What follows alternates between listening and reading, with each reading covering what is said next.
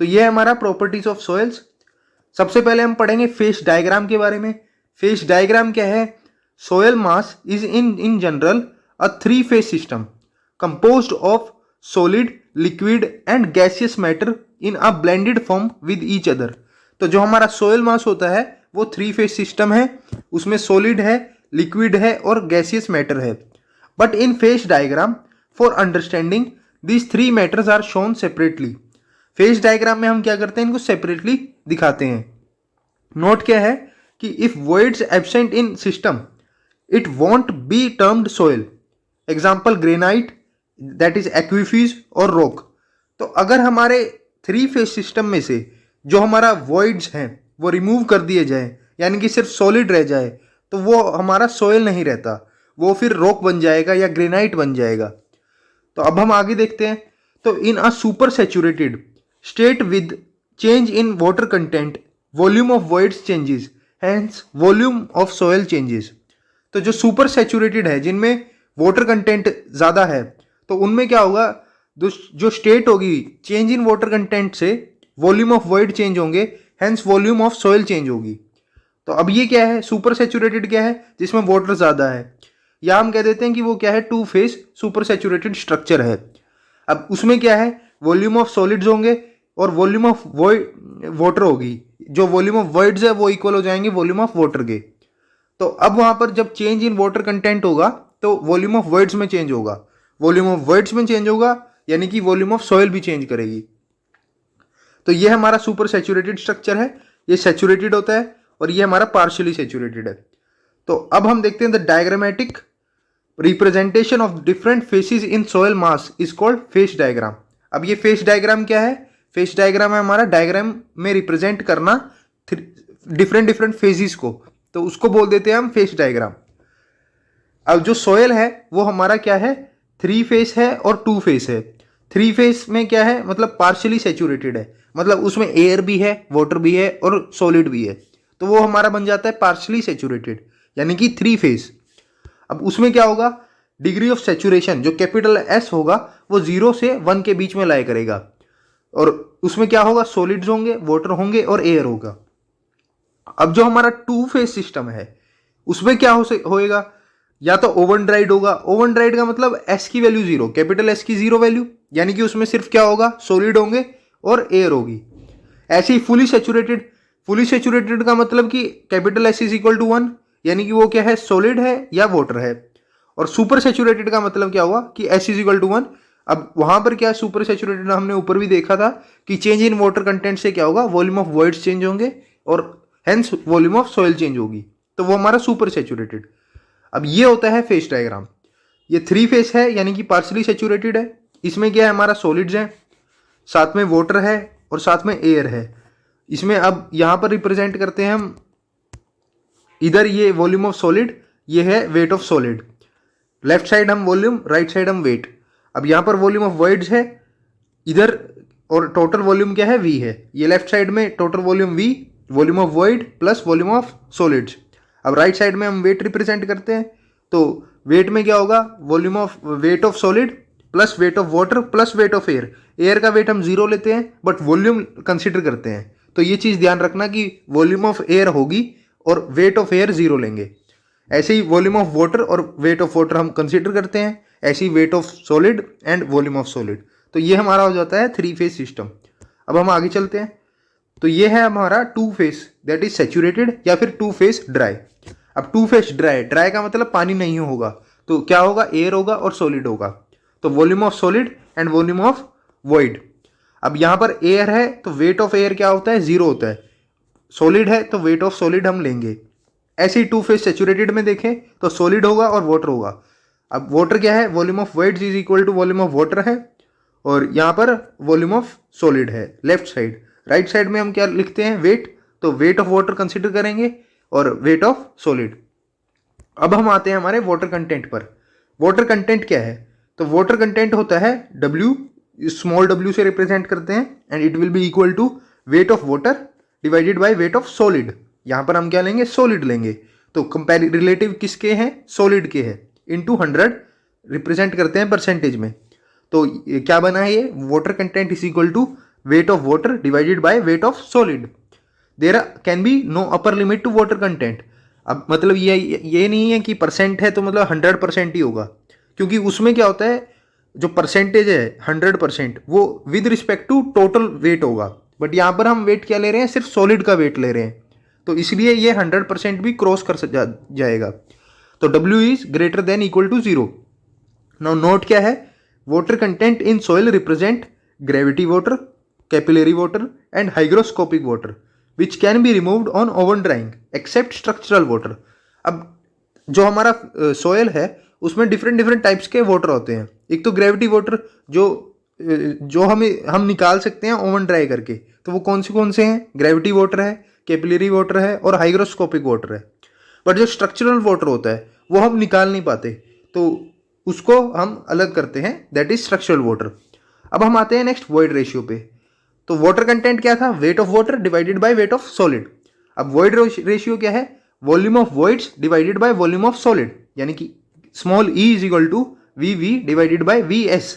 अब यहाँ पे भी क्या है, सॉलिड है, तो यानी कि इसकी भी no upper limit for void ratio, क्योंकि अगर नीचे सॉलिड आ जाता है तो उसकी अपर लिमिट नहीं रहती, वो 100% भी हो सकता है, 200 भी हो सकता है और 400 भी हो सकता है, तो कोई अपर लिमिट नहीं रहती। बट अगर यहीं पर क्या हो जाता है, टोटल वॉल्यूम हो जाता, तो फिर उसकी अपर लिमिट होती, दैट इज 100%। तो ये हमारा क्या है, वॉइड रेशियो है, e is equal to V V by V S. Though size of individual void of coarse grain soil is more, total volume of void in fine grain soil is more. अब ये क्या बोल रहा है कि देखो size coarse grain, course क्या है, बड़े साइज के पार्टिकल, और फाइन क्या होता है, छोटे छोटे फाइन ग्रेन पार्टिकल्स।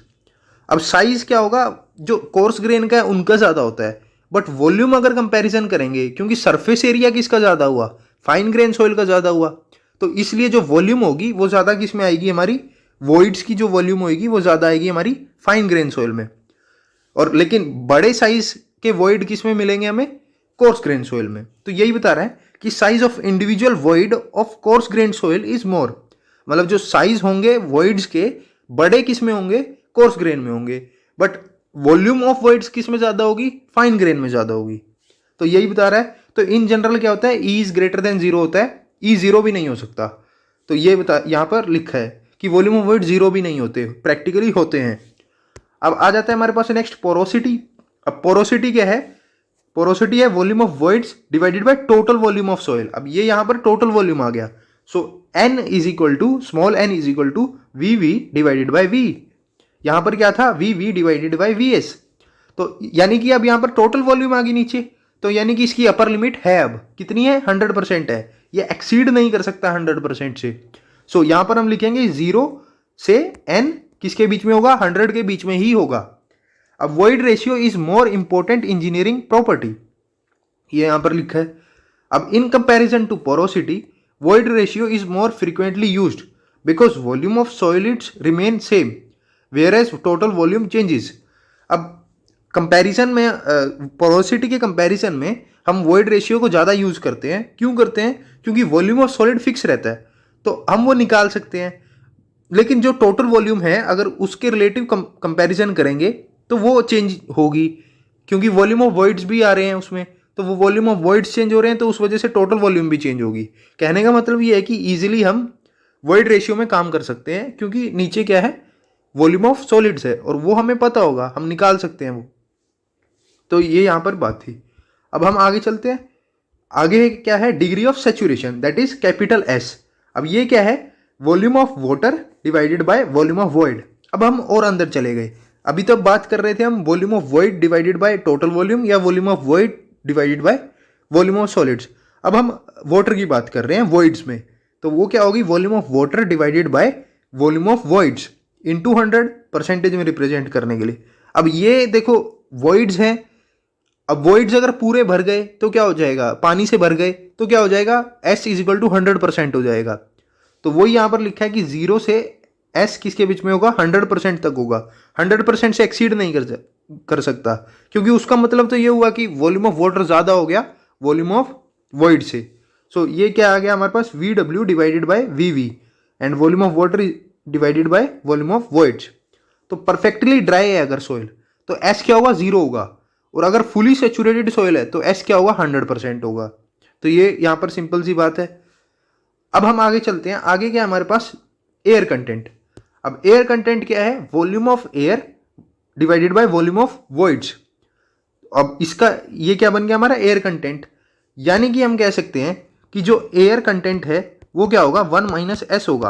अब ये हम कैसे कह रहे हैं, तो देखो AC क्या था, अगर हम AC की बात करें तो AC है हमारा volume of air divided by volume of voids, और S क्या है हमारा, volume of water divided by volume of voids. तो अब अगर इन दोनों को ऐड कर देंगे तो इसकी वैल्यू 1 आएगी, क्योंकि volume of air is volume of air plus volume of water ही तो क्या है, टोटल वॉल्यूम है वॉइड्स में। तो ये आता है, तो divided by volume of voids कर देंगे लेफ्ट हैंड साइड और राइट हैंड साइड, तो हमारे पास आंसर यही आ जाएगा 1। तो ये यहाँ कहने की बात है कि AC is equal to volume of air divided by volume of voids is equal to 1 minus S. And यहाँ पर वॉल्यूम VA क्या रिप्रेजेंट कर रहा है, वॉल्यूम ऑफ एयर। तो यहाँ से हमारे पास एक इंपॉर्टेंट रिजल्ट आ गया, that is S plus AC is equal to 1। अब ये यहाँ पर लिखा है हमारा कि S plus AC is equal to 1 हो जाएगा, क्योंकि S क्या है, volume of water divided by volume of voids, और A क्या है, volume of air divided by volume of voids, और VA प्लस VW क्या होता है, VV होता है। तो इसलिए ये हमारे पास रिलेशन आ गया। अब नेक्स्ट है हमारे पास परसेंटेज एयर वॉइड्स। अब ये परसेंटेज है तो ये किसके रिलेटिव है, टोटल वॉल्यूम के रिलेटेड है।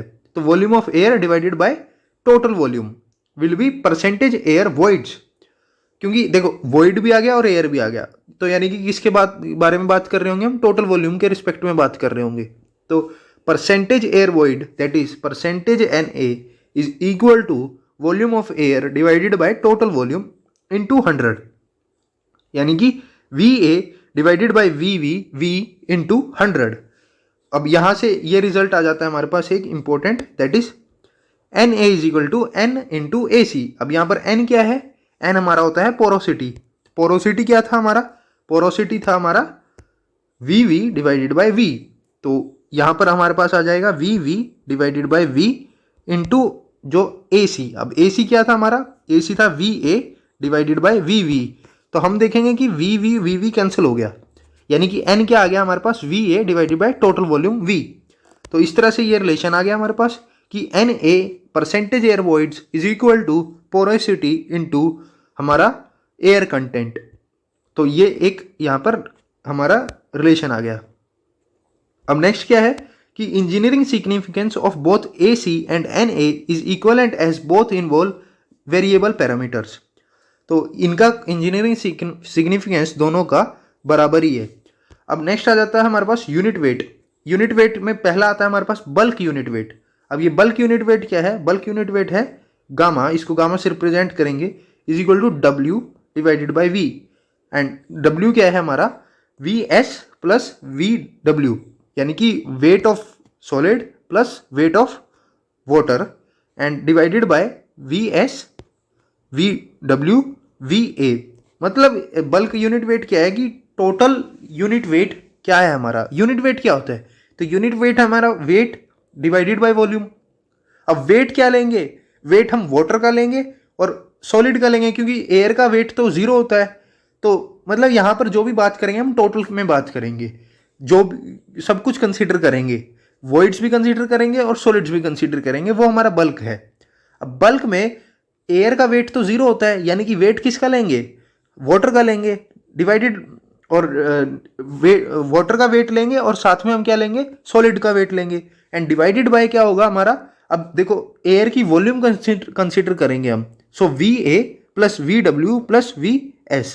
तो दस bulk unit weight is total weight पर यूनिट वॉल्यूम।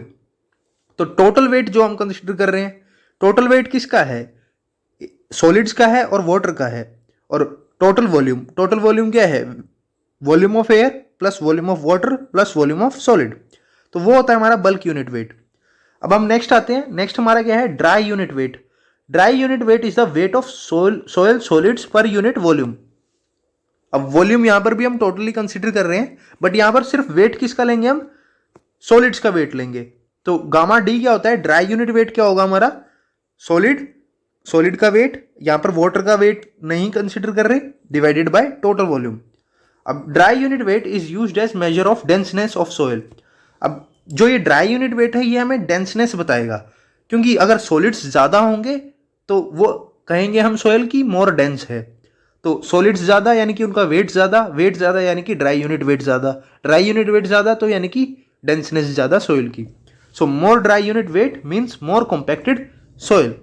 कॉम्पैक्टेड क्या है, मतलब उसमें से हमने एयर वॉइड्स बाहर निकाल दिए, तो वो एक तरह से हमारा कॉम्पैक्शन होता है। तो वो ज़्यादा कॉम्पैक्टेड होगी, ज़्यादा डेंस होगी, जो जिसका ड्राई यूनिट वेट ज़्यादा होगा। अब हमारे पास थर्ड है saturated unit weight. Saturated unit weight क्या है, it is the ratio of total weight of fully saturated soil sample to its total volume. अब क्या है कि जब हम सारे के सारे एयर वॉइड्स से जो वॉल्यूम ऑफ एयर है वो ख़त्म कर देंगे तो हमारे पास क्या रहेगी, वॉल्यूम ऑफ वाटर रहेगी, क्योंकि अब वॉइड्स में क्या है, सिर्फ पानी है।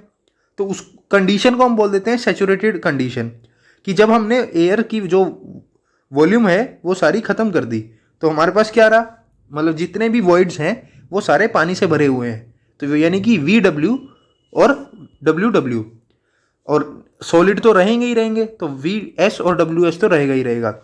तो यहाँ पर हमारे पास यूनिट वेट बनेगा W set divided by V।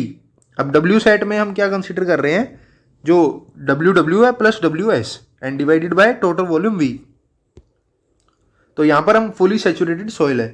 अब नेक्स्ट है हमारे पास सबमर्ज्ड यूनिट वेट और buoyant unit weight. It is the submerged weight of the soil solids per unit volume.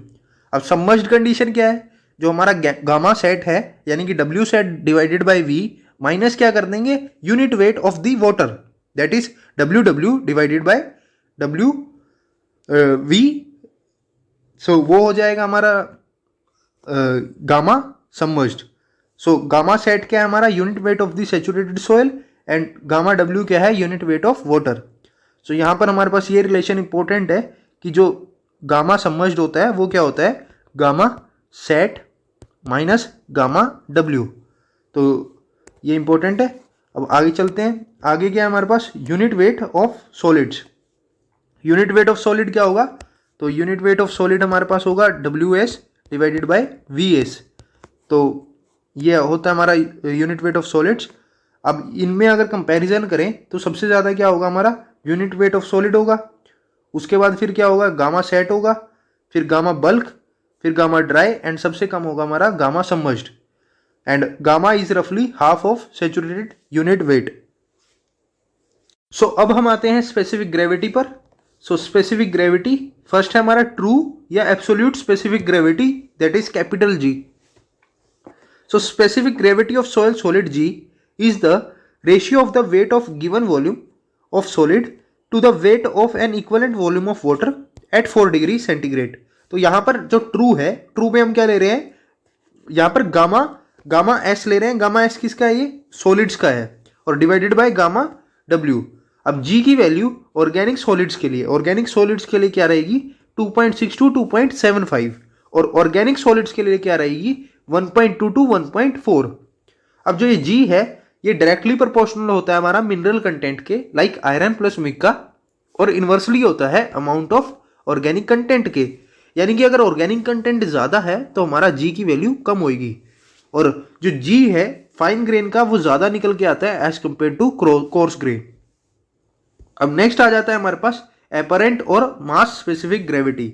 So mass specific gravity is the specific gravity of the soil mass. अब यहाँ पर total soil मास ले रहे हैं हम, and is defined as the ratio of total weight of given mass of soil to the weight of an equivalent volume of water, यानी कि GM। अब यहाँ पर हमने टोटल कंसिडर किया है, तो यानी कि गामा और गामा D और gamma sat divided by gamma W।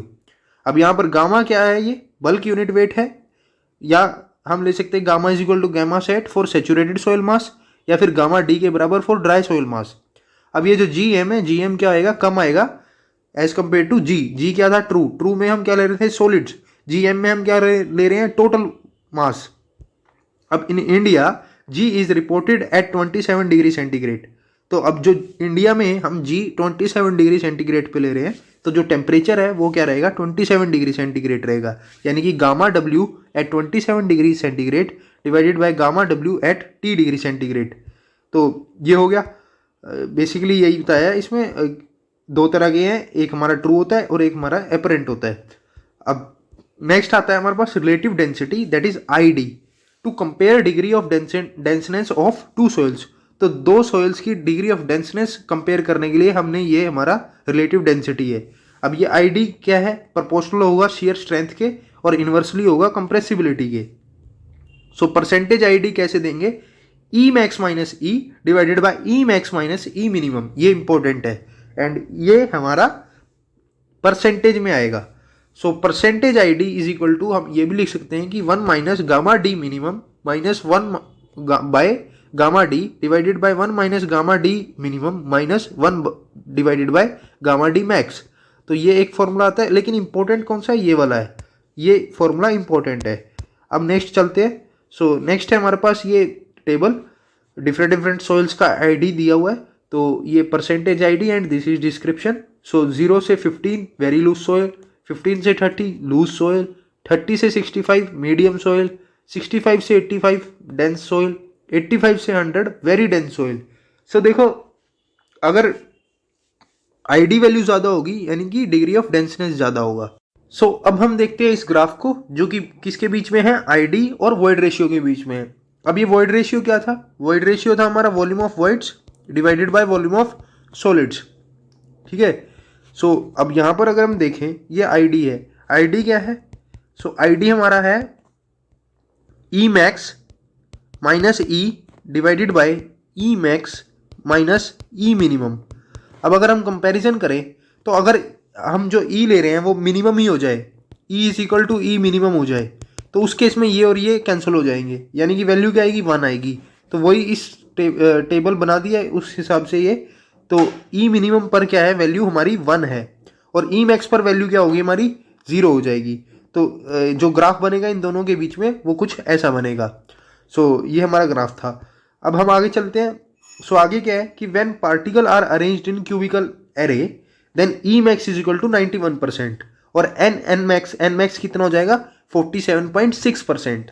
And when the particles are arranged in prismoidal array या रोमोहेड्रल एरे, तो उस टाइम पर ई मिनिमम हमारा 35% होता है और एन मिनिमम हमारा 25.9% होता है।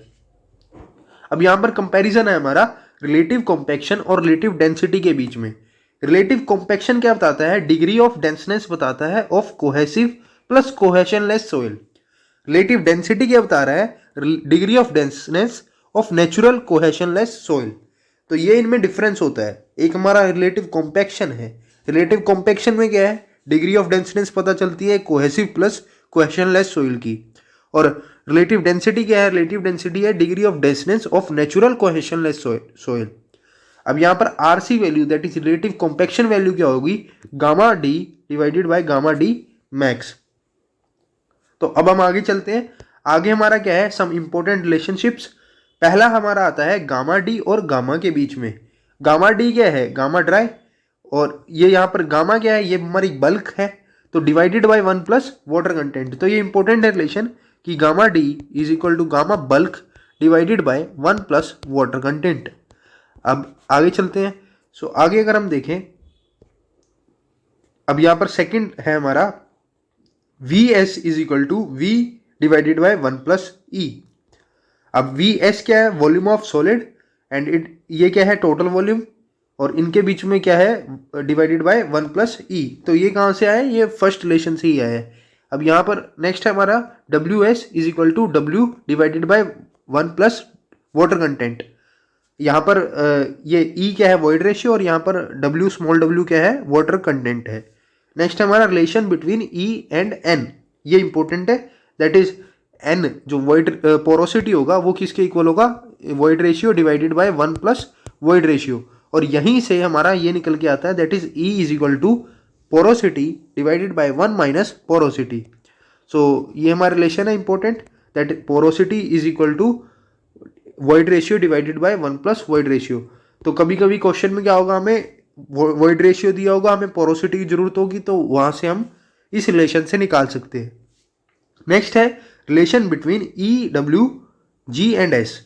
तो सो ये होता है हमारा S, that is degree of saturation, and then E void ratio, and it will be equal to water content into specific gravity. So S E is equal to W जी।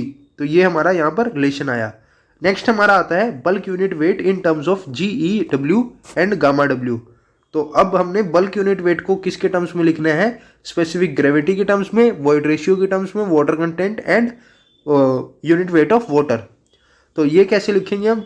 सो ये यहाँ से आता है हमारे पास relation that it will be bulk unit weight is equal to G plus E S, and here it will be gamma डब्ल्यू and divided by 1 plus e. अब e S यहाँ पर क्या है? डब्ल्यू जी भी हो सकता है, तो इसको हम यहाँ पर इरेज करके यहाँ पर क्या लिख सकते हैं? डब्ल्यू जी बी लिख सकते हैं। तो यहाँ डब्ल्यू जी बी लिख सकते हैं। तो यहाँ से अब क्या होगा? यहाँ से जी कॉमन आ जाएगा, तो इधर से हमारा क्या आ जाएगा? जी कॉमन आ जाएगा और यहाँ पर आएगा 1 प्लस डब्ल्यू। तो ऐसे हमारा ये सेकेंड रिलेशन आया है। अब हम आगे चलते हैं। सो आगे हमारे पास क्या है? Saturated unit weight that is gamma sat in terms of G E and gamma W. तो यहाँ पर अब क्या है? एस इज इक्वल टू 1 कर दिया हमने। अब हमारे पास देखो रिलेशन क्या आया था? रिलेशन ये था, दोबारा लिखते हैं, gamma that is bulk, it will be equal to G plus E S and it will be gamma डब्ल्यू एंड 1 प्लस ई। अब ई एस को हम लिख सकते हैं डब्ल्यू जी, तो डब्ल्यू जी लिख दिया। यहाँ से हम देख रहे हैं जी कॉमन आ सकता है, तो कॉमन ले लिया। सो यहाँ से हमने जी कॉमन ले लिया और यहाँ पर 1 प्लस डब्ल्यू। अब हम देखें तो ये आया हमारे पास रिलेशन। अब यहाँ पर क्या है कि जब s इज इक्वल टू 1 हो जाएगा, तो पहले रिलेशन क्या था हमारा? यहाँ पर रिलेशन था हमारा g plus E S and it will be equal to gamma W. अब इधर हम देखें तो s इज इक्वल टू 1 हो गया, तो s इज इक्वल टू 1 हो गया, यानी कि हमारे पास क्या बना? यहाँ पर सिर्फ हमारा e रह गया। सो g plus e divided by 1 plus e into gamma W, जब हमारा s 1 हो गया। और जब ड्राई यूनिट वेट की अगर हम बात करें, ड्राई यूनिट वेट में in terms of G E gamma W, so s क्या हो जाएगा? 0 हो जाएगा। अब अगर s 0 हो गया तो यानी कि ये टर्म कैंसिल हो गई, तो हमारे पास जो आएगा वो क्या आएगा? ये gamma D is equal to G into gamma डब्ल्यू डिवाइडेड बाई 1 प्लस ई, यानी कि ये 0 हो जाएगा। तो यही आ गया। एंड इसको अब हम डिफरेंट फॉर्म्स में लिख सकते हैं, तो वो हम याद कर सकते हैं। नेक्स्ट हमारे पास क्या है? Submerged unit weight gamma dash in terms of G E and gamma W.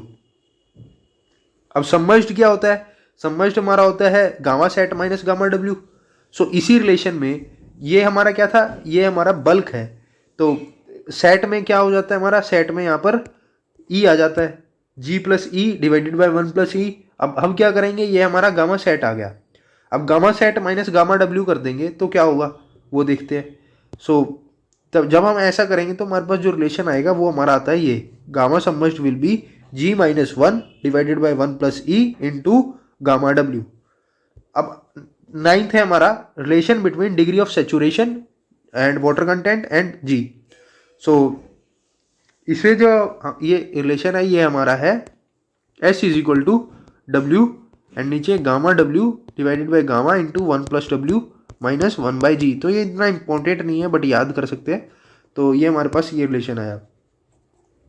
अब नेक्स्ट है कि index properties are used for identification and classification of solids. Example water content, consistency limit, in situ density, particle size distribution, sensitivity and activity. तो ये index properties हैं। ये क्या किस लिए यूज़ की जाती है? Identification and classification of soils के लिए यूज़ की जाती हैं। एग्जाम्पल कौन सी है? वाटर कंटेंट होगी, consistency limits, in situ density, particle size distribution, sensitivity, activity etcetera. तो ये हमारी इंडेक्स प्रॉपर्टी होती है। अब हम आगे चलते हैं। सो आगे आता है हमारे पास अब that is methods for determination of water content. अब मेथड्स क्या क्या है? सबसे पहला है हमारा ओवन ड्राइंग मेथड। अब ओवन ड्राइंग क्या है? Simplest and most accurate method. Oven drawing अभी देखते हैं क्या ये, बट अभी ये क्या है? सिंपल है और सबसे ज़्यादा एक्यूरेट मेथड है। Soil sample is dried in a control temperature. अब सोयल को हम क्या करेंगे, ड्राई करेंगे एक कंट्रोल टेम्परेचर पे, और वो कंट्रोल टेम्परेचर कितना है 105 to 110 degree centigrade for organic soil. अब ये किसके लिए था, नॉर्मल सोयल के लिए था। बट अगर हमारी सोयल कैसी है, ऑर्गेनिक है, तो टेम्परेचर कितना होगा, टेम्परेचर हमारा 60 डिग्री होगा। सोयल हैविंग जिप्सम, टेम्परेचर हमारा नॉट ग्रेटर देन 80 डिग्री। तो ये इंपॉर्टेंट है कि अगर हमारा ऑर्गेनिक सोयल है तो टेम्परेचर हम 60 डिग्री रखेंगे, और अगर हमारे सोयल में जिप्सम प्रेजेंट है तो टेम्परेचर 80 डिग्री से ज़्यादा नहीं रखेंगे। अब सोयल को हम क्या करते हैं, सोयल को हम ड्राई करते हैं 24 आवर्स के लिए। Then for sandy soils complete drying can be achieved in 4 to 6 hour. अब अगर हमारी सोयल कैसी है, कोहेसिव सोयल है, तो हमें 24 घंटे के लिए उसे ड्राई करना है। बट अगर हमारी सोयल बिल्कुल सैंडी सोयल है तो उस टाइम पर हम 4 से 6 घंटे का टाइम ले सकते हैं। तो अब वाटर कंटेंट कैसे कैलकुलेट किया जाता है, तो वाटर कंटेंट हमारा कैलकुलेट होता है W2 minus W3 divided by W3 minus W1 into 100। अब ये क्या क्या है, तो देखो W2 क्या है, W2 होता है हमारा weight of container plus moist sample. हमने मॉइस्ट सैंपल लिया, उसको कंटेनर में डाला, तो वो जो उसका वजन लिया वो हमारा W2 है। W3 क्या है, weight of container plus dry sample. अब हमने उसको ओवन ड्राई किया, उसके बाद जो सैंपल आया उसका वेट लिया, वो हमारा W3 है। तो W3 माइनस W2 हमारा बन गया न्यूमरेटर, जो कि हमें क्या देगा, हमें देगा wait of water. Water content क्या होता है, weight of water divided by weight of solids. तो यहाँ से हमारे पास W2 माइनस W3 करने से क्या आया, वेट ऑफ कंटेनर से वेट ऑफ कंटेनर कैंसिल हो गया, moist sample minus dried sample हमें क्या देगा, वेट ऑफ वाटर देगा। अब नीचे क्या है, W3 माइनस W1। अब नीचे क्या आ जाएगा, वेट ऑफ कंटेनर से वेट ऑफ कंटेनर कैंसिल हो जाएगा, और क्या रहेगा, ड्राई सैंपल रहेगा। तो यहां से हमारे पास क्या आया, W is equal to W2 minus W3 divided by W3 minus W1। नीचे क्या रह जाएगा, ड्राई सैंपल रहेगा। ड्राई सैंपल क्या होता है, वेट ऑफ सॉलिड। तो इस तरह से हमारा ये फॉर्मूला बन गया। तो यहाँ से वेट ऑफ वाटर क्या है, W2 माइनस W3, और वेट ऑफ सॉलिड्स क्या है, W3 माइनस W1। तो ये हमारा होता है ओवन ड्राई। नेक्स्ट हम देखते हैं पिक्नोमीटर मेथड। अब पिक्नोमीटर क्या है, क्विक मेथड है। कैपेसिटी ऑफ पिक्नोमीटर कितनी होती है, 900 ml होती है। And this method is suitable for cohesionless soil. Cohesionless soil कौन सी होती है, जिसे सैंड। अब used when specific gravity of soil solid is known. अब ये कब यूज करेंगे, जब स्पेसिफिक ग्रेविटी सोइल सॉलिड की हमें पता हो। अब पिक्नोमीटर दिखने में ऐसा होता है। अब यहां अगर हम देखें तो W1 क्या है, weight of empty dried pycnometer bottle. ये एम्प्टी है, उसका वेट ले लिया। अब वेट W2 क्या है, weight of pycnometer plus soil. उसमें हमने ये सोइल डाल दी ड्राई, तो वो हमारा क्या होगा, W2 होगा। W3 क्या होगा, wait of pycnometer plus soil plus water. अब उसमें हमने पानी से भर दी वो बोतल जितनी भी है, तो वो हमारा W3 होगा। और W4 क्या होगा, wait of pycnometer plus water. अब ये पूरी बोतल हमने वाटर से फिल कर दी, वो हमारा W4 है। अब ये जो यहाँ फॉर्मूला बन के आएगा वो हमारा है ये, water content will be equal to W2 minus W1 divided by W3 minus W4 into G minus 1 divided by G minus 1 into 100। अब हम आते हैं determination of specific gravity of soil solids. यहाँ पर हम क्या यूज कर रहे हैं, पिक्नोमीटर मेथड ही यूज कर रहे हैं। इंस्टेड ऑफ पिक्नोमीटर जो डेंसिटी बोतल है 50 ml और फ्लास्क 500 ml का भी हम यूज कर सकते हैं। लेट अब यहाँ पर वही W1 है, W2, W3, W4 है जो हमारे डिटर्मिनेशन ऑफ वाटर कंटेंट में थे। W1 क्या है, weight of empty pycnometer. W2 क्या है, weight of pycnometer plus soil sample oven dried. W3 क्या है, weight of pycnometer plus soil solid plus water, उसमें हमने पानी डाल दिया। W4 क्या है, weight of pycnometer plus water. हमारे पास W1 आया, ये W2 आया, ये W3 आया, ये W4 आया। अब G का फॉर्मूला जो बनेगा वो क्या होता है, G क्या होता है, weight of solid divided by weight of water. अब यहाँ पर W2 माइनस W1 किया तो हमारे पास क्या आया, वेट ऑफ सॉलिड आया। एंड W2 माइनस W1 क्या रिप्रेजेंट कर रहा है, वेट ऑफ सॉलिड कर रहा है।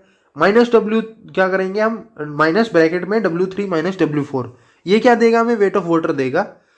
क्योंकि हो क्या रहा है, देखो ये सॉलिड है, ये वाटर है। अब इतना वाटर माइनस कर देंगे अगर हम, जब हम W3 माइनस W4 कर रहे हैं, तो हमारे पास क्या रहेगा, ये वाला पोर्शन रह जाएगा, सॉलिड रह जाएगा, और ये पोर्शन रह जाएगा। अब ये जो सॉलिड है ये हमने पहले ही प्लस में कर दी, माइनस कर दिया, तो ये सॉलिड से इसका सॉलिड कैंसिल हो जाएगा, हमारे पास क्या रहेगा, सिर्फ W4 का वाटर। तो इस तरह से ये फॉर्मूला फॉर्मुलेट हुआ है। तो फॉर्मूला क्या बना हमारा, फॉर्मूला हमारा बन गया G is equal to WS divided by WS minus W3 plus W4, जहाँ पर W4 क्या है, weight of pycnometer plus water, W3 क्या है, weight of pycnometer plus solids plus water, और WS क्या होता है हमारा, WS W2 माइनस W1 है, यानी कि वेट ऑफ ड्राई सॉइल या वेट ऑफ सॉलिड्स। अब यहाँ से बना हमारे पास specific gravity value are generally reported at 27 degree centigrade. If T degree is the test temperature, then specific gravity at 27 degree centigrade is given by G 27 degree centigrade into G T degree centigrade, जो हमारा test temperature है, into unit weight of the water at T degree and divided by the unit weight of the water at 27 degree। so ये यहाँ से निकाल सकते हैं। अब if kerosene better wetting agent है is used instead of water, then क्या होगा, यहाँ पर K specific gravity of kerosene हमारा ऐड हो जाएगा फॉर्मूले में। अब G can be determined bye indirectly by using the shrinkage limit. अब है methods for determination of in Situ unit weight. पहला है हमारा core cutter method. So it is used in case of cohesive soil. तो ये सिर्फ क्ले और silt जैसी सॉइल के लिए ही यूज किया जाता है। अब can not be used in case of hard and Gravely soil. Hard gravel soil जैसे सैंड हो गया या ग्रेवली सॉइल होगा, उसके लिए यूज नहीं करेंगे। Method consist of driving a core cutter जिसकी वॉल्यूम होगी 1000 cc इनटू द सॉइल। तो एक कोर कटर है, उसको हम ड्राइव करेंगे हमारे फील्ड पर, और जिसकी वॉल्यूम क्या है 1000 cc है, और उसके बाद उसको रिमूव कर लेंगे। Cutter field with soil. अब उसके अंदर क्या होगा, वो कटर है एक सिलेंड्रिकल ऑब्जेक्ट सा है, उस होलो सिलेंड्रिकल ऑब्जेक्ट है, उसको हम ड्राइव करेंगे फील्ड में और फिर निकाल लेंगे। तो वो क्या होगा, फिल हो जाएगा सॉइल से। अब उसका हम वेट ले लेंगे। Volume of cutter is known from its dimension and in situ unit weight is obtained by dividing soil weight by volume of the cutter। तो यहाँ पर गामा कैसे आ जाएगा, जो वेट है डिवाइडेड बाय द वॉल्यूम जो हमारे कोर कटर की 1000 cc है। तो ये सिंपल एक फॉर्मूला है, उससे इसी को हम कोर कटर मेथड बोलते हैं। अब यहाँ पर if water content is non in laboratory, अगर हमने वाटर कंटेंट पता करा हुआ है तो हम ड्राई यूनिट वेट भी निकाल सकते हैं। सोयल ये गामा सोयल का आया, डिवाइडेड बाय 1 + W कर देंगे तो वो हमें ड्राई यूनिट वेट मिल जाएगा। अब नेक्स्ट है हमारे पास सैंड रिप्लेसमेंट मेथड। अब ये सैंड रिप्लेसमेंट मेथड में क्या है, ये यूज़ करेंगे हार्ड और ग्रेवली सॉइल के लिए। अब यहाँ पर हम सैंड रिप्लेसमेंट में ये हमारा एक्चुअली में पोर करते हैं हम एक कोन में सैंड को। So a hole in ground is made, the excavated soil is weighed, the volume of hole is determined by replacing it with sand, in situ unit weight is obtained by dividing weight of excavated soil with volume of hole। तो basically क्या है कि ये हमारा sand pouring cylinder है और ये slider है। तो हम क्या करते हैं कि इस स्लाइडर को स्लाइड कर देंगे तो, और बेसिकली ये पोरिंग कौन है हमारा जो सैंड को पोर करेगा, ये हमारा ग्राउंड लेवल है और हमने ये होल किया हुआ है ग्राउंड में। तो सैंड इसमें पोर होगी और फिर हम उसके हिसाब से यही फॉर्मूला लगा के हम बेसिकली फाइंड कर सकते हैं गामा डी या गामा। नेक्स्ट आता है हमारे पास water displacement method, suitable for cohesive soil only where it is possible to have lump sample. अब regular shape well trimmed sample is weighed W1, it is coated with paraffin wax and again weighed W2। The sample is now placed in a metal container filled with water up to the brim. Let the volume of the displaced water be VW, then volume of uncoated specimen calculated as.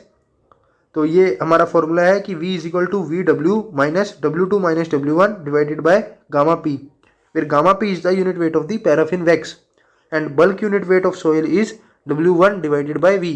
Next आता है हमारे पास sand plus gravel, bulky grains classified as angular, sub angular, sub rounded and well rounded. High angularity का मतलब क्या है कि high shear strength होगा। तो क्ले मिनरल्स में क्या है, फ्लेकी ग्रेन्स होते हैं। अब हम आ जाते हैं ग्रेन साइज डिस्ट्रीब्यूशन पर। पार्टिकल साइज एनालिसिस कैसी होगी, C1 एनालिसिस होगी और सेडिमेंटेशन एनालिसिस होगी। C1 एनालिसिस किसके लिए होगी, फॉर कोर्स ग्रेन्ड सॉइल के लिए होगी, ग्रेवल एंड सैंड के लिए होगी। और सेडिमेंटेशन एनालिसिस किसके लिए होगी, फॉर फाइन सॉइल के लिए होगी, सिल्ट एंड क्ले के लिए होगी। ठीक है। अब कोर्स ग्रेन भी ग्रेवल के लिए कोर्स सीविंग होगी और सैंड के लिए फाइन सीविंग होगी। और ऐसी सेडिमेंटेशन एनालिसिस में दो मेथड है, एक पिपेट मेथड है, एक हाइड्रोमीटर मेथड है। अब फाइन सीविंग ड्राई कंडीशन में करेंगे तो व्हेन फाइन्स आर लेस, और वेट कंडीशन में करेंगे व्हेन फाइन्स आर मोर। जब फाइन्स क्या है, फाइन्स क्ले और सिल्टी कंटेंट। अगर सैंड में सिल्टी और क्ले कंटेंट भी है तो ड्राई कब करेंगे, जब फाइन्स काफ़ी कम है। मतलब ये जो क्ले और सिल्टी कंटेंट है अगर काफ़ी कम है तो हम ड्राई सीविंग करेंगे, ड्राई फाइन सीविंग करेंगे फॉर सैंड्स, और वेट करेंगे जब ये ज़्यादा है। हम आते हैं सीव एनालिसिस पे फॉर कोर्स ग्रेन्ड सोइल। अब फ्रैक्शन, अब देखो सीव क्या है, सीव होती हैं छलनियाँ। तो होगा क्या कि जो भी हमारा मटेरियल है उसको हम छलनी में से छानेंगे और डिफरेंट डिफरेंट सीव्स पर वो डिफरेंट डिफरेंट मटेरियल रिटेन होगा। वहीं से हम कैलकुलेट कर लेंगे कि कितना हमारा मटेरियल किस कैटेगरी में आ रहा है, किस क्लासिफिकेशन में आ रहा है। तो यहाँ पर क्या है, the fraction retained on 4.75 mm sieve is called the gravel fraction. अब जो मटेरियल 4.75 mm की सीव पर रिटेन होगा, रिटेन का मतलब वहाँ रुकेगा, उतना मटेरियल, उससे ऊपर वाला मटेरियल भी सब क्या होगा, ग्रेवल होगा। जो 4.75 mm की सीव से पास कर गया वो हमारा क्या होगा, the material passing 4.75 mm sieve is further subjected to fine sieving analysis if it is sand, or to a combined sieve and sedimentation analysis if silt and clay sizes are present। अब ये क्या है कि देखो कोई भी material है अगर वो 4.75 mm सीव पर रिटेन कर गया तो वो ग्रेवल है, जो भी रिटेन मटेरियल है। और जो 4.75 mm सीव से पास कर गया और 75 माइक्रोन सीव पर रिटेन कर गया वो हमारा सैंड होता है। अब उससे नीचे जो है वो हमारा सिल्ट और क्ले होगा। तो कोर्स सीव्स क्या क्या है, 4.75 mm, 10 mm, 20 mm, 80 mm। Fine sieves कौन सी है, 75 micron, 150 micron, 212 micron, 425 micron, 600 micron, 1 mm, 2 mm, ये हमारी फाइन सीव्स है। अब कॉन्सेप्ट ऑफ परसेंटेज फाइनर क्या है, percentage retained on particular sieve. अब यहाँ पर क्या है, परसेंटेज कितना रिटेन होगा एक पर्टिकुलर सीव पे, वो कैसे फाइंड करेंगे, total weight of the soil taken. So यहाँ पर क्या है, weight of soil retained on that sieve divided by total weight of the soil taken into 100। Relative retain क्या होगा, हम प्लस कर देंगे जितनी भी लार्जर साइजेस का सीव का जो भी रिजल्ट आया, and percentage retained on that particular sieve. अब परसेंटेज फाइनर क्या है, 100 में से क्यूमुलेटिव परसेंटेज रिटेन माइनस कर देंगे तो वो हमारा परसेंटेज फाइनर है। हम आते हैं सेडिमेंटेशन एनालिसिस पर। According to the Stokes law terminal velocity क्या होती है, G/18 into rho S minus rho W into mu. ये म्यू क्या है हमारा, viscosity, dynamic viscosity of water, and into D square. अब रो एस क्या है, density of grain, rho S यहाँ पर रो डब्ल्यू क्या है, डेंसिटी ऑफ वाटर, म्यू क्या है, विस्कोसिटी ऑफ वाटर, जी क्या है, acceleration due to gravity, and D क्या है, diameter of the grain. So if h is the height through which particle falls in time t, then h/t will be equal to kd square.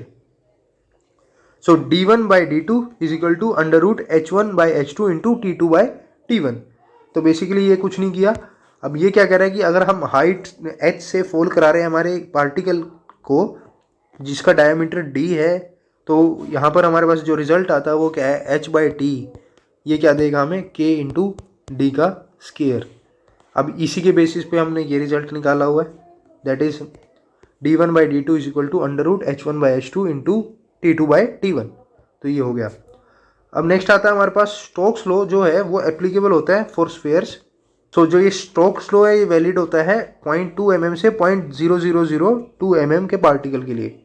Spheres of diameter larger than 0.2 mm falling through water causes turbulence, whereas for spheres with diameter less than 0.0002 mm Brownian motion हो जाता है, zigzag motion हो जाता है, and the velocity of settlement is too small for accurate measurement। अब हमारा आ जाता है pipette method. In this method the weight of solid per cc of suspension is determined directly by collecting 10 cc of soil suspension from a specified sampling depth. If md is the dry mass obtained after drying the sample, then mass percentage in unit volume of pipette will be md divided by volume of pipette is equal to md divided by 10 ml, and this is Vp. If md is the total mass of the soil dissolved in total volume of water V, then mass per unit volume will be md by V, and therefore percentage finer will be n is equal to percentage finer will be md by Vp divided by md by V. If m is the mass of dispersive agent dissolved in total volume V, then actual percentage finer will be percentage n will be md by vp minus m by v divided by md by v into 100। तो ये हमारा pipette method है, आप इसका formula याद कर सकते हैं डायरेक्ट। नेक्स्ट आ जाता है हमारे पास hydrometer method. So in this method the weight of the solids present at any time is T is calculated indirectly by reading the density of the soil suspension.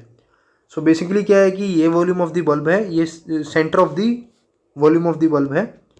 सो यहाँ पर क्या हो रहा है कि हम यहाँ से रीडिंग ले लेते हैं और वो हमें बता देता है कि वेट ऑफ सॉलिड कितने प्रेजेंट है at any time T. Indirect formula है ये। अब calibration of hydrometer, establishing a relation between the hydrometer reading RH and effective depth DHE। The effective depth is the distance from the surface of the soil suspension to the level at which density of soil suspension is being measured. अब यहाँ पर यह formula है effective depth का, H is equal to H1 plus half H minus VH by AG। अब यहाँ पर H1 क्या है, H1 है हमारा distance in centimetre between any hydrometer reading and neck. H क्या है हमारा length of the hydrometer bulb. VH क्या है volume of hydrometer bulb and AJ क्या है हमारा area of cross section of the jar. तो यहाँ से हमारे पास आ जाता है reading of hydrometer is related to the specific gravity और density of soil suspension. So GSS is equal to 1 plus H by 100,000। तो ये आ जाता है और यहाँ से n is equal to G by G minus 1 into gamma W V by W into RH by 10। ये हमारे फॉर्मूले आ जाते हैं। नेक्स्ट हम चलते हैं ग्रेन साइज डिस्ट्रीब्यूशन कर्व पर। अब ये कर्व है हमारा कुछ, तो अब यहाँ पर हमारा जो ये कर्व 1 है, ये हमारा कर्व 1 है कुछ ऐसा। तो अगर हम इसको देखें, सो कर्व 1 क्या है, ये वेल ग्रेडेड सॉइल है, good representation of grain sizes over wide range and it's gradation curve is smooth. तो स्मूथ है। अब ये देखो कर्व क्या बता रहा है, ये यहाँ पर डायमीटर बता रहा है कि कौन से पार्टिकल साइजेस हमारे एक सैंपल में प्रेजेंट है और ये परसेंटेज फाइनर है। तो अब यहाँ हम देख रहे हैं स्मूथ कर्व ऑब्टेन हो रहा है, मतलब हर टाइप का पार्टिकल हमारे उसमें प्रेजेंट है, सैंपल में प्रेजेंट है। ग्रेवल भी है, सैंड भी है, सिल्ट प्लस क्ले भी है। तो इसलिए इसको हम बोल देते हैं, जिसमें हर टाइप का पार्टिकल प्रेजेंट होता है उसको हम बोल देते हैं कि वो क्या है, वेल ग्रेडेड सॉइल है। अब नेक्स्ट आ जाता है हमारे पास पुअरली ग्रेडेड सॉइल या यूनिफॉर्म ग्रेडेशन। अब it is either an excess or deficiency of a certain particle size or has most of the particle about the same size. अब कुछ पार्टिकल बिल्कुल सेम साइज के हैं या फिर कुछ है ही नहीं, तो वो सारे हमारे किस कैटेगरी में जाते हैं, पुअरली ग्रेडेड कैटेगरी में जाते हैं। नेक्स्ट है हमारा गैप ग्रेडेड ग्रेवल सॉइल। अब in this some of the particle sizes are missing, इसमें कुछ मिस होते हैं। मतलब जैसे यहाँ पर रिप्रेजेंट किया हुआ है, ये 100 है, ये 80 है, ये 60 है, ये 40 है, ये 20 है, 0 है। तो अब हो सकता है कि उसमें 60 वाले हो ही ना, 40 वाले भी ना हो, 100 के बाद सीधा 20 है, तो वो हमारा क्या हो जाएगा, गैप ग्रेडेड हो जाएगा। और वेल ग्रेडेड में क्या होगा, वेल ग्रेडेड मतलब सारे होंगे उसमें प्रेजेंट। अब नेक्स्ट हो जाता है प्रीडोमिनेटली कोर्स सॉइल या प्रीडोमिनेटली सॉइल फाइन सॉइल। अगर वो इस रेंज में आ रहे हैं, इस रेंज में आ रहे हैं तो ये हम कहेंगे कि फाइन है। अगर वो ग्रेवल है तो इस रेंज में आएंगे, मतलब वो प्रीडोमिनेटली ग्रेवल है। या कोर्स हैं तो मतलब ग्रेवल प्लस सैंड की कैटेगरी में आ रहे हैं। तो ये हमारा ग्राफ बन जाएगा। तो हमारे ये हो जाएगा। Now if the slope is steep soil is poorly graded and if the soil is inclined then it is well graded. तो अगर हम इस ग्राफ में देखें, अगर हमारी स्लोप क्या होगी, स्टीप होगी, तो वो पुअरली ग्रेडेड है, मतलब उसमें पार्टिकल साइज काफ़ी लिमिटेड है। बट अगर हमारी जो स्लोप है वो इंक्लाइंड होगी, यानी कि उसमें हर पार्टिकल साइज कवर है, तो वो क्या होगा, हमारा वेल ग्रेडेड होगा। तो ये यहाँ पर लिखा है। एंड द डायमीटर D10, तो D10 क्या रिप्रेजेंट करता है कि 10% of the sample is finer in weight on the grain size distribution curve and this diameter D10 is called the effective size. तो इफेक्टिव साइज डायमीटर क्या है, D10 है। और D10 का मतलब क्या होता है कि 10% फाइनर है, मतलब पूरे सोयल सैंपल में जो 10% मटेरियल है वही उससे पास कर रहा है, बाकी क्या है, रिटेन्ड है। सो यही है कि it correspond to the 10% of the sample finer in weight. अब नाउ इसमें आगे क्या है कि for a soil mass if effective size is x mm then it means a soil having spherical particle of x mm size will have the same effect as the above soil with D10 is equal to x mm। अब D10 क्या बता रहा है, D10 diameter है, मतलब उस diameter D10, कोई एक डायमीटर है जो XMM है, उससे 10% फाइनर वाले मटेरियल हमारे सैंपल में मिल जाएंगे और 90% मटेरियल क्या होगा, रिटेन रहेगा। तो वो डायमीटर जो है वो हमारा D10 होता है। और ये क्या है, अगर इफेक्टिव साइज हम XMM ले रहे हैं सोयल मास का, तो उसका मतलब यही है कि D10 की वैल्यू क्या है, XMM है। ऐसी सिमिलरली D30 होता है, D60 होता है, जिसका मतलब होता है D30 का मतलब 30% फाइनर पर जो डायमीटर आ रहा है, और 60% फाइनर पर जो डायमीटर आ रहा है वो D60 ग्रेन डाया। अब the shape parameter related to these are, अब यहाँ से शेप पैरामीटर आते हैं। पहला हमारा है कोफिशिएंट ऑफ यूनिफॉर्मिटी, ये क्या होता है, D60/D10, CU से रिप्रेजेंट करते हैं। ऐसी नेक्स्ट हमारा आता है कोफिशिएंट ऑफ कर्वेचर, CC, ये क्या होता है, D30 का square divided by D10 into D60। So for a soil to be well graded, अगर सोयल हमने बोलना है कि ये सोयल हमारी वेल ग्रेडेड है, तो उसमें क्या होगा कि CC की वैल्यू कोफिशिएंट ऑफ कर्वेचर 1 से 3 के बीच में होना चाहिए और CU 4 से ज़्यादा होना चाहिए, तो वो ग्रेवल के लिए। सैंड में 6 से ज़्यादा होना चाहिए और पुअरली ग्रेडेड में ये CU 1 के नज़दीक होगा। अब आ जाते हैं हम कंसिस्टेंसी ऑफ क्लेज पर। पहला है हमारा एटरबर्ग्स लिमिट।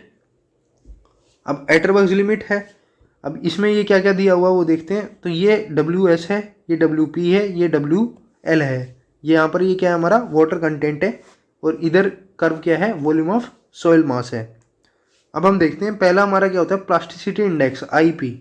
सो ये क्या है, it is the range of moisture content over which soil exhibits plasticity.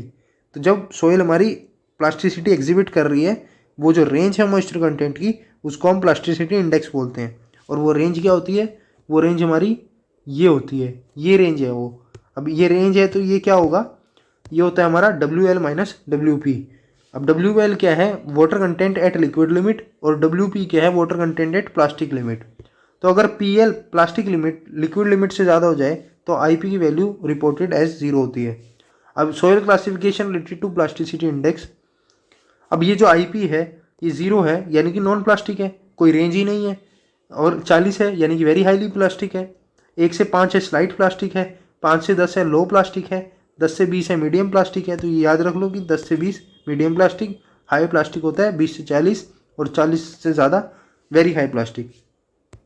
अब आते हैं हम रिलेटिव कंसिस्टेंसी पर, कंसिस्टेंसी इंडेक्स IC पर। To study in situ behaviour saturated fine grain soil at its nature. अब ये जो प्लास्टिसिटी है ये हमारी कोहेशन वाली सोयल ही एग्जिबिट करती है, तो कोहेशन लेस में ये कॉन्सेप्ट होता ही नहीं है। अब यहाँ पर IC क्या है, रिलेटिव कंसिस्टेंसी है, और ये क्या है हमारा IC is equal to WL-WN divided by IP। For WN it is equal to WL, तो IC 0 है। WN अगर, अब ये WN है क्या, WN हमारा नेचुरल वाटर कंटेंट है, नेचुरल वाटर कंटेंट। तो जब ये WL के बराबर हो जाएगा तो IC 0 है, और जब ये WP के बराबर हो जाएगा तो IC 1 है। तो ये हमारा कॉन्सेप्ट होता है। तो यहीं पर यह लिखा है कि if IC is less than 0 तो natural water content of soil WN is greater than WL and the soil mass will behave like a liquid.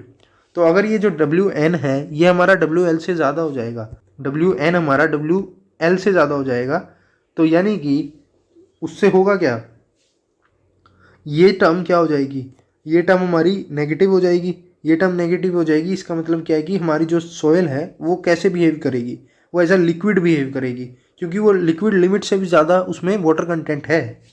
अब ऐसे ही नेक्स्ट केस बनता है कि जब हमारा IC ग्रेटर देन 1 हो जाएगा। अब IC ग्रेटर देन 1 हो जाएगा, then soil is in semi solid state and it will be very hard और स्टिफ। तो सोयल हमारी क्या होगी, काफ़ी हार्ड होगी। मतलब अब IC 1 कब होगा, अब IC 1 होगा हमारा जब WL जो है ये यहाँ पर WP था और यहाँ पर ये IP था, तो IP कैंसिल हो जाता है, तब हमारा आंसर 1 आता है। तो IC हमारा 1 अगर 1 से भी ज़्यादा होगा तो इसका मतलब ये है कि हमारी जो सोयल है वो इस स्टेज में आ रही है, सेमी सॉलिड स्टेज में आ रही है। और सेमी सॉलिड में अगर वो आ रही है तो मतलब यहाँ पर सोयल कैसी है, हमारी हार्ड है, प्लास्टिक से भी आगे जा चुकी है, हार्ड है। तो यही बात यहाँ पर बताई हुई है। अब हम नेक्स्ट चलते हैं। नेक्स्ट हमारा आ जाता है लिक्विडिटी इंडेक्स। लिक्विडिटी इंडेक्स क्या होती है, IL is equal to WN minus WB divided by IP। अब for a soil in plastic state IL varies from 0 to 1। अगर हमारी सोयल प्लास्टिक स्टेज में है तो उसमें IL की वैल्यू, लिक्विडिटी इंडेक्स की वैल्यू 0 से 1 के बीच में लाई करेगी। अब ये कंसिस्टेंसी है, क्या है, लिक्विड है, डिस्क्रिप्शन लिक्विड।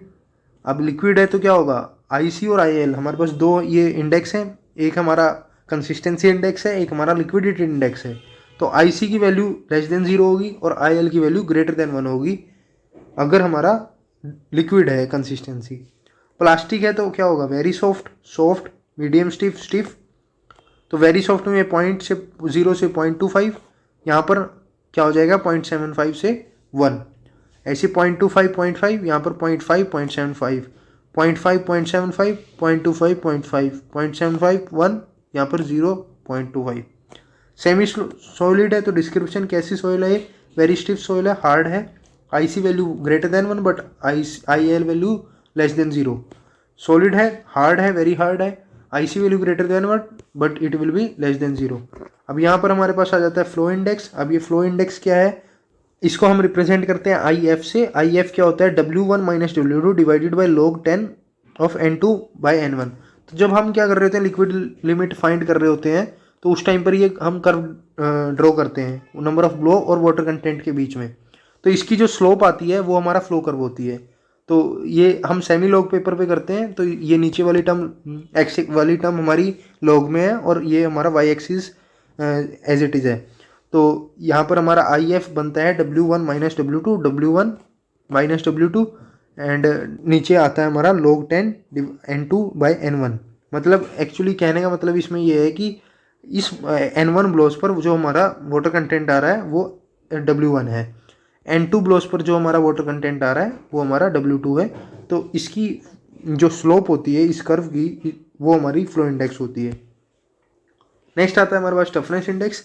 टफनेस इंडेक्स क्या होता है, IP डिवाइडेड बाय IF।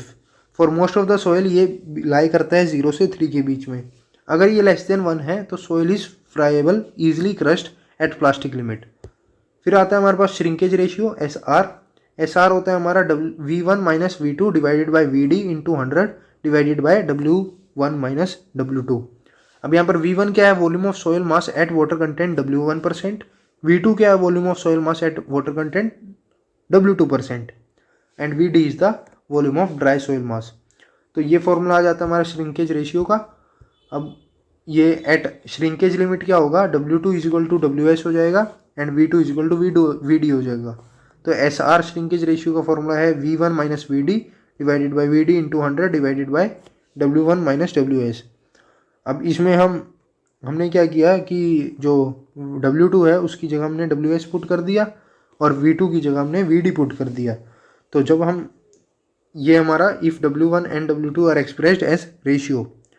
अब SR is equal to V1 minus V2 divided by VD divided by W1 minus W2। W1 minus W2 क्या है हमारा, V1 minus V2 divided by gamma W and divided by WS। So SR is equal to WS divided by VD into 1 by gamma W and it will be equal to gamma D divided by gamma W। So यहाँ से हमारे पास ये properties आती हैं। Plasticity, governing parameter इसका plasticity index है। Better foundation material under upon remoulding, consistency index है। कंप्रेसिबिलिटी के लिए हमारा लिक्विड लिमिट है। Rate of loss in shear strength with increase in water content, flow index है। And strength of plastic limit हमारा toughness index है। अब हम आ जाते हैं stress strain curve for different consistency states. तो ये हमारा क्या है, शियरिंग स्ट्रेस है, यहाँ पर शियरिंग स्ट्रेन है। IL अगर लेस देन 0 है यानी कि ब्रिटल है तो ब्रिटल फेलियर होगा। IL अगर 0 से 1 के बीच में यानी कि प्लास्टिक है तो प्लास्टिक स्टेज अचीव होगी। और अगर हमारा IL ग्रेटर देन 1 है तो वो बिल्कुल क्या हो जाएगा, एक तरह से कॉन्स्टेंट ही हो जाएगा। सो ये हो गया हमारे पास। अब नेक्स्ट है unconfined compressive strength QU defined as the load per unit area at which an unconfined prismatic or cylindrical specimen of standard dimensions of soil fail in simple compression test. So QU क्या होता है, ये important है, ये आगे foundation engineering में use होगा कि QU is equal to 2 into shear strength of the clay soil. QU क्या है, is related to consistency of clay as, वो यहाँ दे रखी है. तो QU की डिफरेंट वैल्यू दे रखी है डिफरेंट कंसिस्टेंसी पे, बट ये फॉर्मूला इंपॉर्टेंट है, that is QU is equal to 2 into shear strength of clay soil under undrained condition. So वो एक्चुअली उसमें क्या करते हैं, शीयर स्ट्रेंथ दे देते हैं, तो हमसे वो QU की वैल्यू दे देते हैं और फिर शीयर स्ट्रेंथ पैरामीटर हमने निकालना होता है, तो QU डिवाइड बाई 2 करना होता है. तो ये इंपॉर्टेंट है. अब यहाँ पर आता है हमारे पास sensitivity ST. It is defined as the ratio of unconfined compressive strength of undisturbed specimen of soil to unconfined compressive strength of remoulding पर जो डिस्टर्ब हो गया, मतलब. तो ये इंपॉर्टेंट है कि ST सेंसिटिविटी क्या होती है, QU at undisturbed divided by QU at remoulded. अब यहाँ पर ST अगर लेस देन 1 है तो इनके ये कब होता है, सो ST लेस देन 1 कब होता है, in case of stiff clay having cracks and fissures. अब यहाँ पर soil classification based on sensitivity क्या है, सेंसिटिविटी अगर 1 है मतलब no loss in strength on remoulding. 2 से 4 होगी यानी कि नॉर्मल सेंसिटिव है, 4 से 8 ज़्यादा सेंसिटिव है, 8 से 15 ज़्यादा सेंसिटिव है, और ये एक तरह से क्विक है. अब थिक्सोट्रोपिक है, it is a property of certain clays by virtue of which they regain if left alone for a time a part of the strength lost due to remoulding at unaltered moisture content. अब higher the sensitivity larger the thixotropic hardening. अब यहाँ पर activity important है. Activity क्या है, activity of the clay is the plasticity index divided by the percentage of weight finer than 2 micron. अब activity based on classification, अगर 0.75 आई activity, उससे less then I तो इनएक्टिव है, 0.75 और 1.25 के बीच में आई तो नॉर्मल है, और 1.25 से ज़्यादा आई तो एक्टिव है. And volume change during swelling or shrinkage is function of IP and percentage clay or activity. अब ब्लैक कॉटन सोइल क्या है, वेरी एक्टिव है. वेरी एक्टिव का मतलब हो गया कि उसका जो एक्टिविटी है वो 1.25 से ज़्यादा है, और 1.25 से ज़्यादा कहने का मतलब क्या है कि एक्टिविटी क्या होती है, plasticity index divided by percentage of weight finer than the 2 micron. Second chapter है हमारा classification of soils. USCS unified soil classification system. It is adopted by the IS code. It was given by A. Casagrande. It uses particle size distribution for coarse soils and plasticity for fine soils. Classification of soil object. Sorting soil into group showing similar behavior based on index property. Generally used properties are grand size distribution and plasticity. Depending upon intended use, different classification system have evolved. First one is the Unified Soil Classification System, USCS, given by Casagrande, intended for use in airfield construction. Now, this is the table.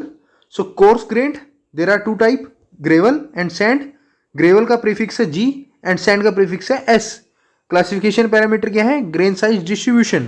Next, fine grained, silt का prefix है M and clay का क्या है C.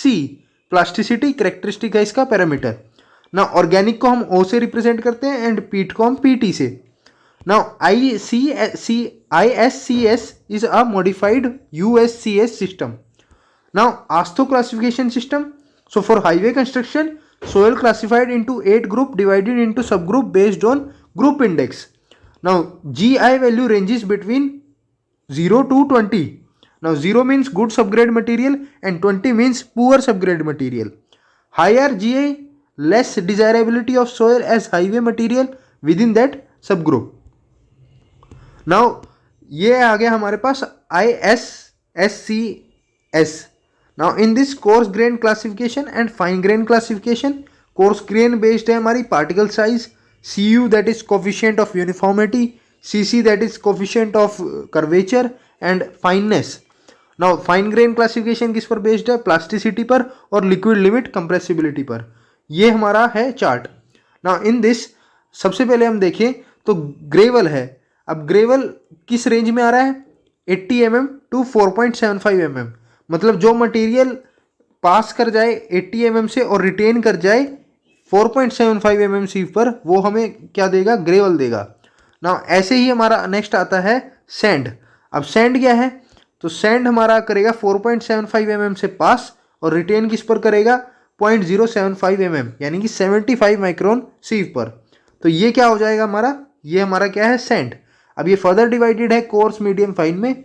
अब इसके बाद अगर 75 micron से जो पास कर गया उस वो हो जाएगा हमारा सिल्ट। अब वो रिटेन कितने पर होना चाहिए 2 माइक्रोन सीव पर। सो 2 माइक्रोन से 75 माइक्रोन सीव हमारा क्या होगा सिल्ट, और जो 2 माइक्रोन सीव से पास कर जाए वो हमारा क्या हो जाएगा क्ले। तो ये है हमारा क्लासिफिकेशन सिस्टम। अब हम आगे बढ़ते हैं। तो आगे आता है हमारा on the basis of fineness coarse grain soils are further classified. अब ये जो कोर्स ग्रेन कौन सी है, कोर्स ग्रेन हमारी सैंड और ग्रेवल है। तो ये कैसे क्लासिफाइड है वो देखते हैं।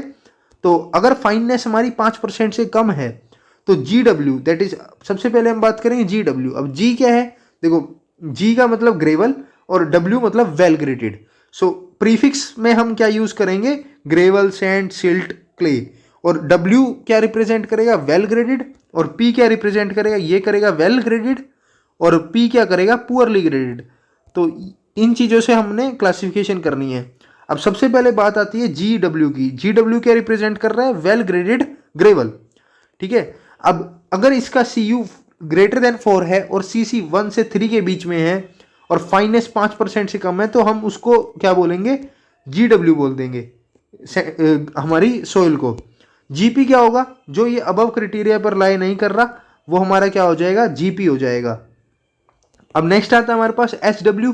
अब SW में क्या है, देखो S क्या है सैंड रिप्रेजेंट कर रहा है और W मतलब वेल ग्रेडेड।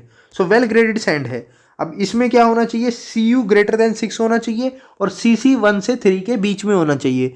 तो वो हमारा क्या हो जाएगा, वो हमारा वेल ग्रेडेड सैंड हो जाएगा। अब नेक्स्ट आता है हमारे पास SP। SP क्या है poorly graded sand and uniform, या हम बोलते हैं यूनिफॉर्मली ग्रेडेड। तो ये ध्यान रखना है कि जो पुअरली ग्रेडेड है ना उसको हम यूनिफॉर्मली ग्रेडेड बोलते हैं। क्यों, क्योंकि पुअरली का मतलब क्या है कि एक जैसे ही साइज के ही पार्टिकल हैं हमारे पास सैंड के या हमारे ग्रेवल के, तो इसलिए हम अब एक ही साइज के पार्टिकल हैं मतलब यूनिफॉर्म है, तो इसलिए यूनिफॉर्म को हम पुअरली ग्रेडेड बोलते हैं। वेल ग्रेडेड का मतलब क्या हुआ कि डिफरेंट डिफरेंट टाइप के पार्टिकल्स हैं हमारे पास साइजेस के, तो वो हमारा क्या हो जाता है वेल ग्रेडेड। तो इसमें क्या है CU and CC are not in range, अगर इस रेंज में नहीं आ रहे तो फिर वो हमारा पुअरली ग्रेडेड हो जाएगा। अब ये किसकी कहानी थी, जब फाइननेस हमारी लेस देन 5% है। अगर हमारी फाइननेस 5% से 12% के बीच में है तो वहाँ पर हम ड्यूल सिंबल का यूज़ करते हैं। ड्यूल सिंबल मतलब वेल ग्रेडेड साथ में क्या करेंगे फाइननेस को भी इंक्लूड करेंगे। तो सबसे पहला हमारा केस आता है GWGC well graded containing clay.